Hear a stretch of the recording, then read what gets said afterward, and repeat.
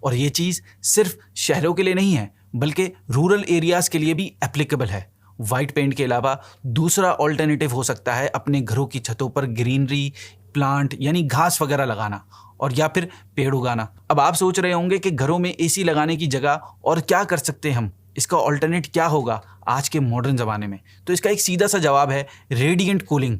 یہ ایک نئی ٹیکنالوجی ہے جس سے کہیں زیادہ پیسے بچائے جاتے ہیں اے سی کے کمپیریزن میں۔ اس میں ہوتا کیا ہے کہ آپ دیواروں کے اندر پائپس لگاتے ہیں پانی کے، جس کے اندر سے ٹھنڈا پانی گزرتا ہے، اور آپ کی دیواروں میں کیونکہ ٹھنڈا پانی گزر رہا ہے اس سے آپ کا پورا گھر ٹھنڈا رہتا ہے بنا اے سی کے۔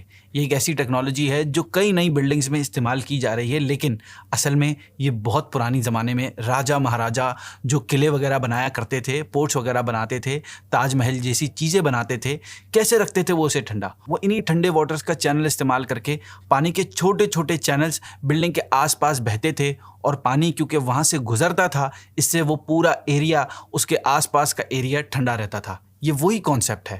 اس ٹیکنالوجی کو پروموٹ کرنے سے نہ صرف ایک شہر زیادہ ٹھنڈا رہے گا بلکہ پیسے بھی بچیں گے، الیکٹرک کا بل بھی کم آئے گا، اور اس کے علاوہ آبویسلی حکومت کو فوکس کرنا ہوگا کہ شہروں کو زیادہ سے زیادہ ہرا بھرا بنایا جائے اور زیادہ درخت اور زیادہ پارکس بنائے جائیں۔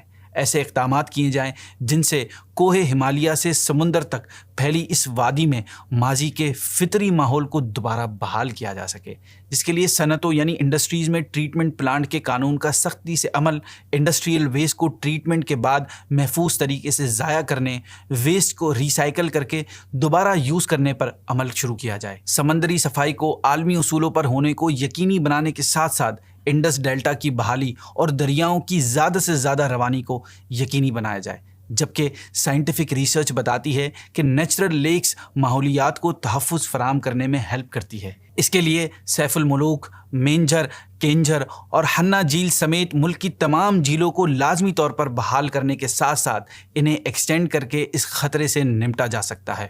اور سب سے بڑی بات، ملک میں زیادہ سے زیادہ درخت لگائے جائیں، جس میں گھنے جنگلات بہت امپورٹنٹ ہیں، اور دریائے سندھ کے دونوں اطراف میں ماضی میں جو جنگلات قائم تھے انہیں دوبارہ بحال کرنے کے ساتھ ساتھ نہروں، شاہراہوں اور سڑکوں کی سائڈوں پر ماحول دوست درخت لگائے جائیں تاکہ یہ امپیکٹ کم سے کم ہو سکے۔ اور یہ سارے سلوشنز ہمیں جلد سے جلد امپلیمنٹ کرنے ہوں گے، کیونکہ آنے والے وقت میں یہ معاملہ اور خطرناک ہونے والا ہے۔ یہاں میں کریڈٹ دینا چاہوں گا FGRF کو، جو اس حوالے سے ملک گیر کیمپین کر رہا ہے اور ملک میں لاکھوں پودے لگا چکا ہے۔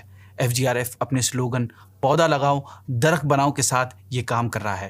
آپ بھی FGRF کا ساتھ دے سکتے ہیں ڈونیشن کے ذریعے بھی اور انڈیویجول طور پر بھی، کیونکہ موسم کی ان سختیوں سے بچنے کے لیے ہمیں زیادہ سے زیادہ پودے لگانے ہوں گے اور انہیں درخت بنانا ہوگا۔